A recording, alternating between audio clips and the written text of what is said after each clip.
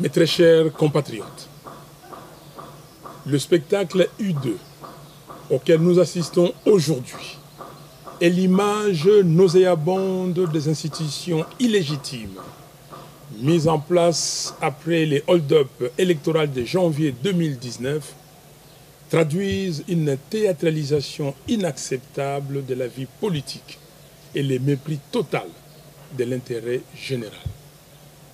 En effet, au moment où toutes les filles et tous les fils du Congo se mobilisent pour sauver le pays de l'occupation de ses terres, du pillage de ses ressources naturelles, ainsi que de sa balkanisation, la coalition FCC cache, nous distrait, avec un semblant de bras de fer qui paralyse le pays et qui détruit davantage les piliers de la démocratie.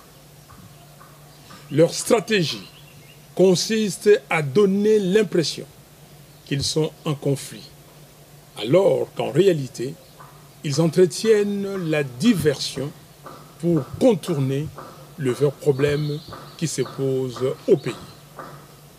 Notamment, la précarité de la situation économique et la misère noire dans laquelle croupit le peuple congolais.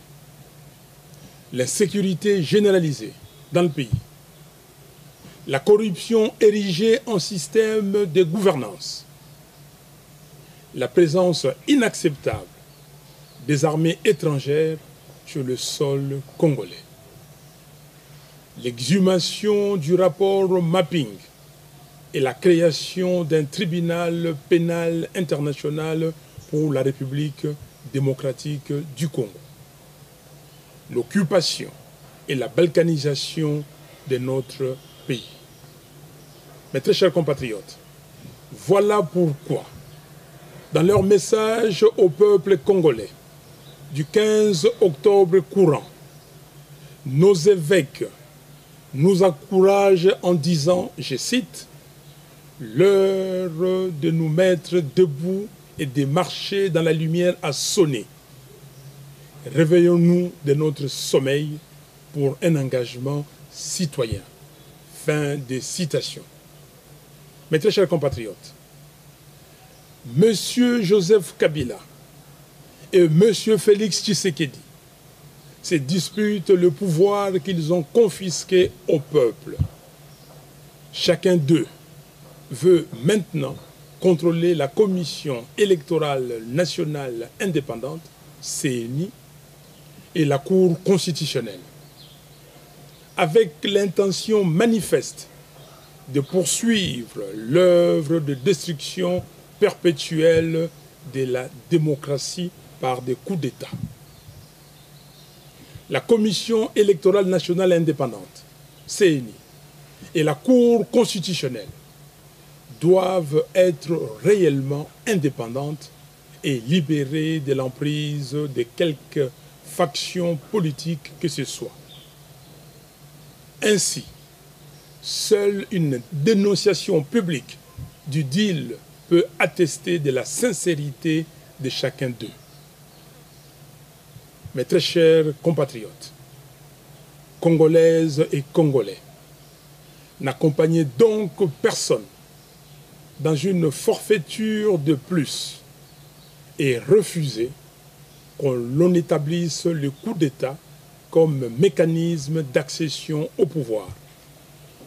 C'est pourquoi, en toute responsabilité, je demande une fois de plus aux leaders de nos confessions religieuses, nos pères spirituels, d'offrir leurs bons offices pour pouvoir réunir toutes les parties prenantes afin de trouver consensuellement une solution à la crise qui déchire notre pays.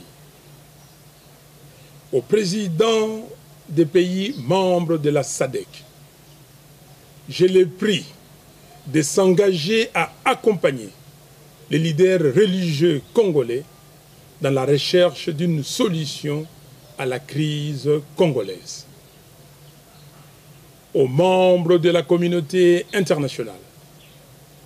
Je les exhorte à se ressaisir afin d'aider les Congolais à retrouver une stabilité pérenne pour le pays et pour la région, au travers de la mise en place des institutions légitimes, gage du développement.